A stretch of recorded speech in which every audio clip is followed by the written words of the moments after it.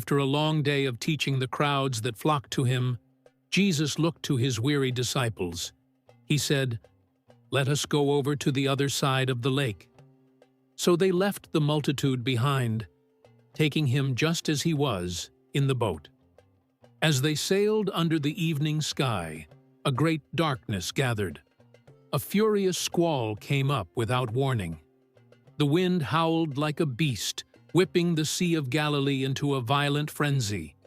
Towering waves, black and menacing, crashed over the sides, filling the small fishing boat so rapidly it was close to being swamped. These were experienced fishermen, men who knew the lake their whole lives, yet they were seized by a chilling terror. This was a storm that could kill. But where was Jesus? In the stern of the violently rocking boat, he was sound asleep on a cushion, his peace a stark contrast to the chaos. In a panic, they stumbled toward him, shaking him awake. Their voices were a scream above the gale. "Teacher, don't you care that we are perishing?"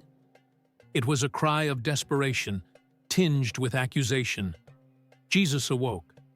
He stood, his presence a center of calm in the storm's heart. He looked not at his terrified friends, but at the raging elements.